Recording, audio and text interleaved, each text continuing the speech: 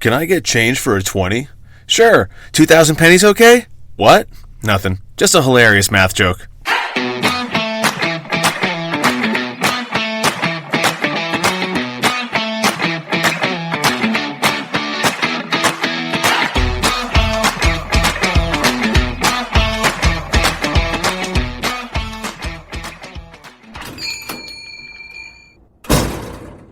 What can I get you?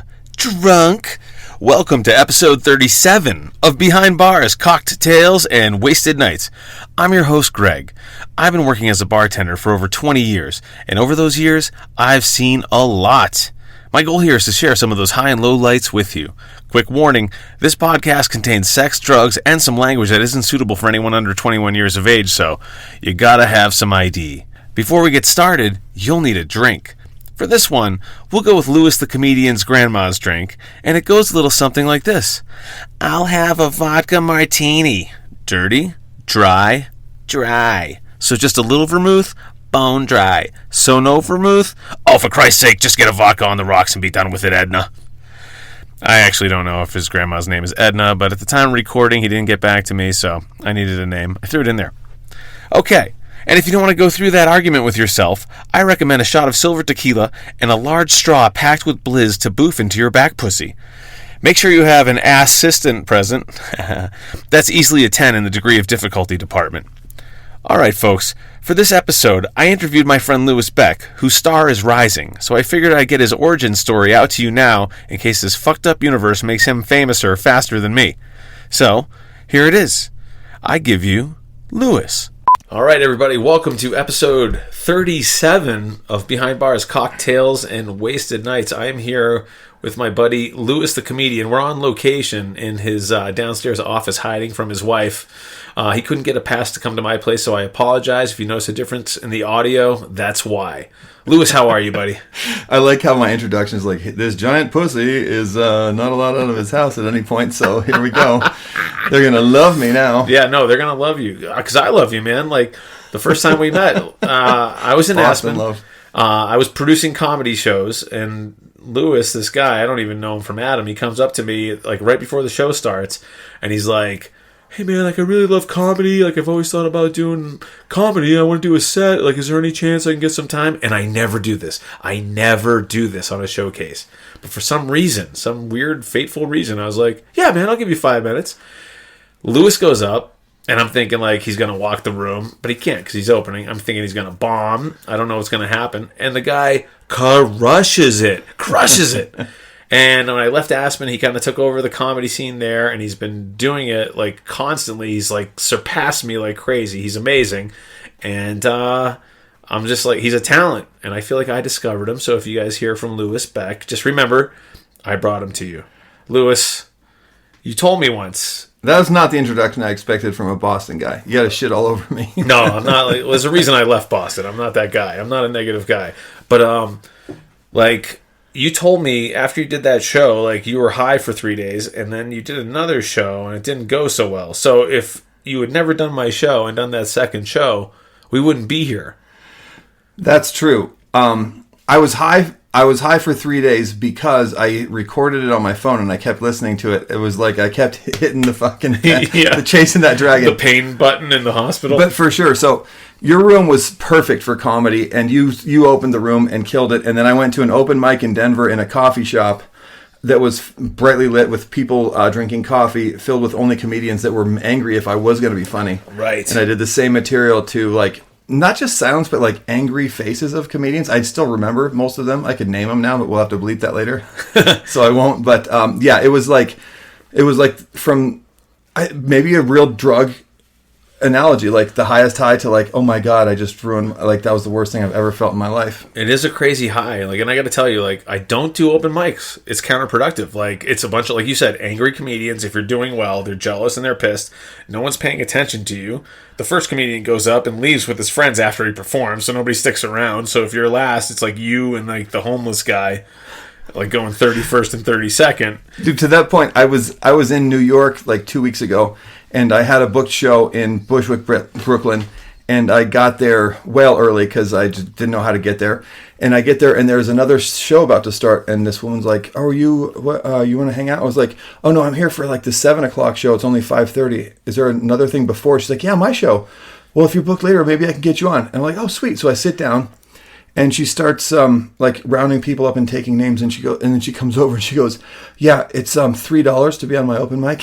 Oh, you gotta pay? I'm not kidding. Yeah, my God. She made me pull $3. She told me it was a show that she could maybe get me on. And then $3. And then made it's like me community pay. college. What do you need? A pen. And I'm on a roof in the sunlight with the L train going by like every 2 minutes above ground. And it was... That chick has excelled in her comedy career then. Jesus, what a room. So you were there like 5:30 and the show was like at 7 something? Yeah, so this was like the open mic before the actual book show run by someone else. Because I got to tell you like this story. I don't know if I've told this on the podcast before, but like my first open mic ever. I'm insane with getting there early. And it was like 7:30. I got there at 5. It's LA. It's North Hollywood. The brutal heat, right? And so my roommate came with me for moral support, my writing partner, Matt. And we're like, Jesus Christ, we're just baking in the sun. Like, what are we going to do? Like, we're in the NoHo Arts District, which was a lot safer than where I lived, which was the Marshall Arts District. Hey-oh, bazing. So anyway, I'm like, I need a soda. Like, I need a Coke or something. Like, I got to go. So we go across the street to this bar. And it's this S-shaped bar. There's all these dudes in there. And the guy's like, "Oh, what do you guys have?" And I'm like, "Just a couple of, like, sodas. Like, we're just waiting to go across the street and do some comedy."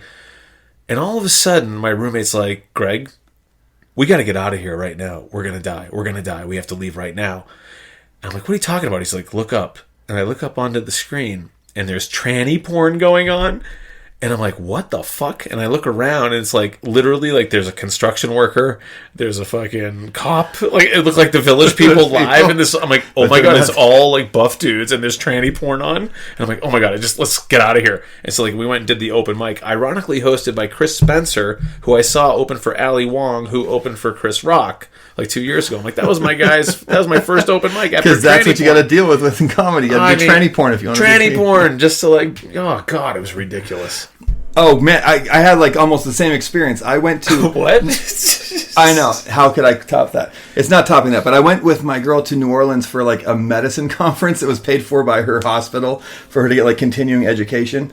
So a buddy's like, "Well, if you're in New Orleans, call my buddy up and get on his show." So one night I go out to somewhere in New Orleans and I'm booked on a show called Comic Strip. I didn't think much of the name.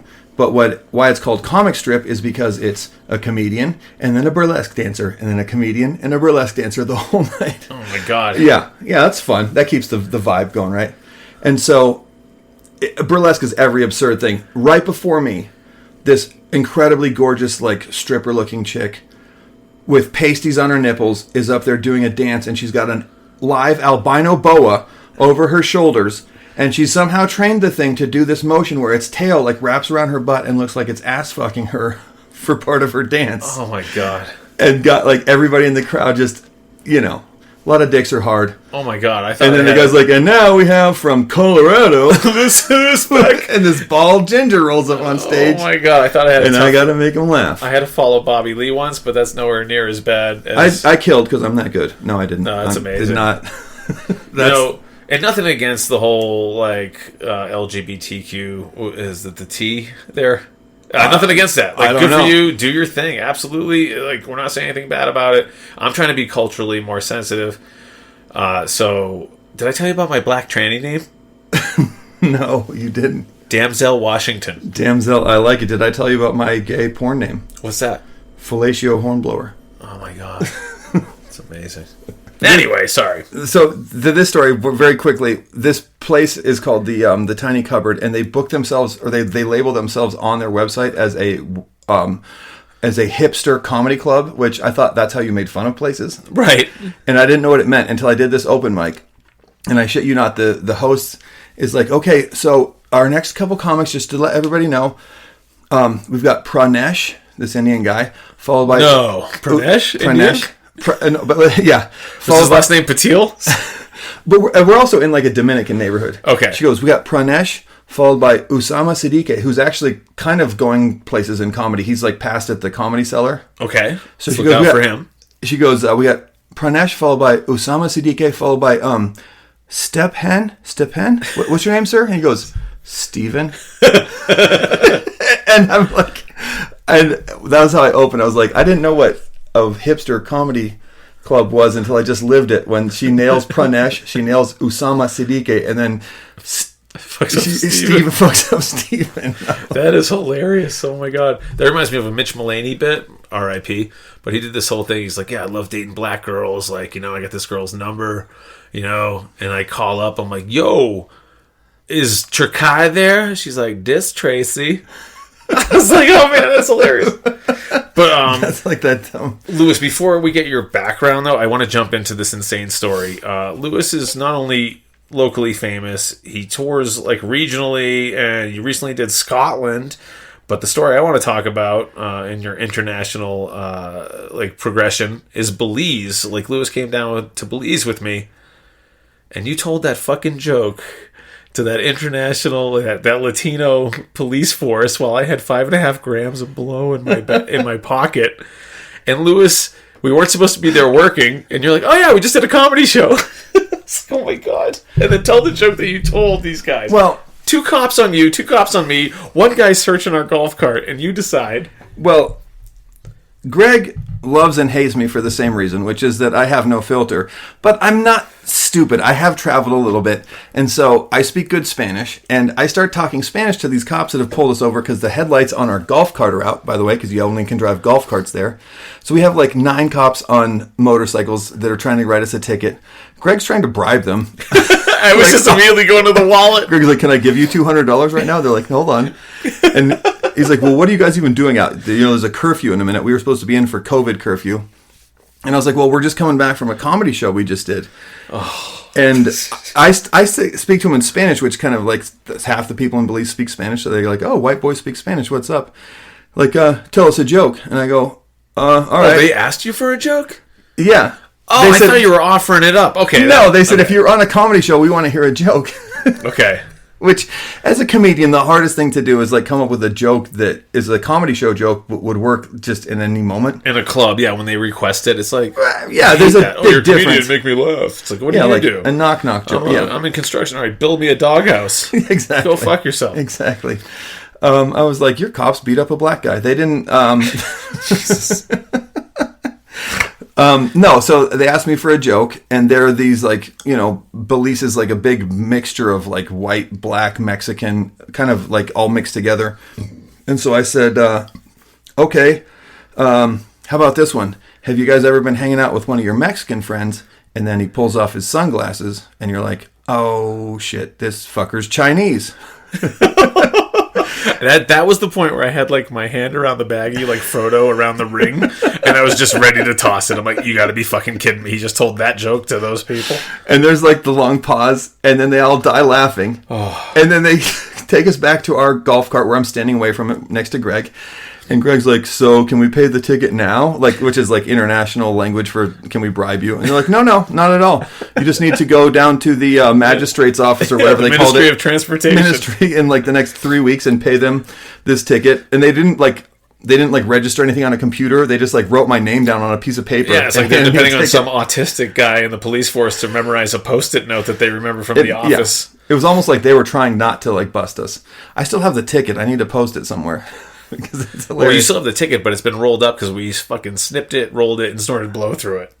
Well, that's a different story for later that evening, but yeah. Oh, yeah. We all got stuck in our hotel. I told that story already, but yeah, that was great. Like, we were all, like, 4 comedians having a pun contest, spitting out movie ideas, out-joking each other. It was so fun. But it will not test positive for cocaine because I unrolled it and licked all of the...